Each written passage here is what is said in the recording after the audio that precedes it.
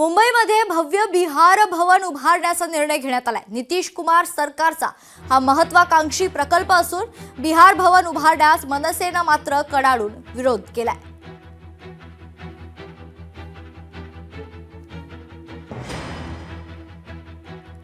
समाजात प्रांतात भांडणं लावणे हाच आशय जो आहे हा भाजप आणि मित्रपक्षांच्या माध्यमातून हा सुरू आहे।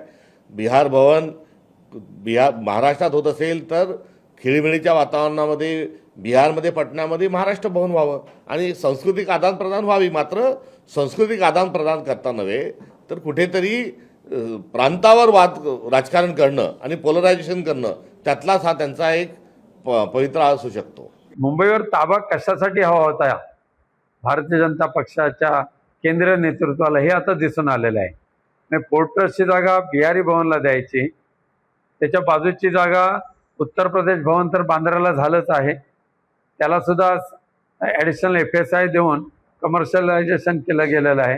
त्यामुळे मुंबई ही खऱ्या अर्थाने आता हडप करायचा प्रयत्न जो चालू आहे त्याची सुरुवात झालेली आहे। गुजरात भवनसाठी सुद्धा पूर्णपणे पालघर जिल्हा देऊन केलेला आहे। त्यामुळे BKC मध्ये सुद्धा गुजरात भवन उभं राहिलं तर त्यामध्ये नाविन्य वाटणार नाही। बिहार भवन वगैरे इथे काही बनवायला आम्ही देणार नाही, कारण महाराष्ट्रामध्ये एवढी शेतकऱ्यांवर एवढी अवकाळी संक्रांत आलेली आहे, मुलांचं शिक्षण महाग झालेलं आहे, महागाई वाढलेली आहे, तरुण बेरोजगार झालेले आहेत, अनेक गोष्टी आहेत। ह्या गोष्टीकडे लक्ष द्यायचं सोडून ती 314 कोटी 20 लाख रुपये वगैरे खर्च करून काहीतरी बिहार भवन बांधणार आहे। माझं म्हणणं असं आहे की त्यांना ते जे बिहारी लोक इथे उपचारासाठी येतात त्यांच्या राहण्याच्या आणि खाण्याच्या सोयीसाठी तुम्ही एवढा खर्च करण्यापेक्षा बिहारमध्येच तुम्ही एवढ्या मोठ्या पैसा वापरून तिकडेच तुम्ही का नाही उपचारासाठी हॉस्पिटल मोठं उभं करत, तिकडेच करा ना। इकडे आमचे प्रश्न सुटत नाहीत, तुम्ही आमच्या बोकांडी या सगळ्या गोष्टी मारू शकत नाहीत आणि महाराष्ट्र नवनिर्माण सेना आहे तोपर्यंत हे बिहार भवन वगैरे काही होणार नाही। एकनाथ शिंदेंच्या नवनिर्वाचित नगरसेवकांची कार्यशाळा घेण्यात आली आहे। ताजलँड एंड्स हॉटेलमध्ये नगरसेवकांसाठी मार्गदर्शन शिबिराचं आयोजन करण्यात आले। हॉटेलमध्ये 29 नगरसेवकांनी एकमेकांशी संवाद साधलाय।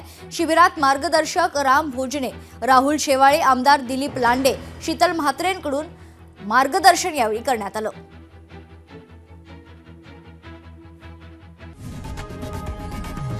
लोकशाही मराठी ऐका, पहा, जागरूक रहा।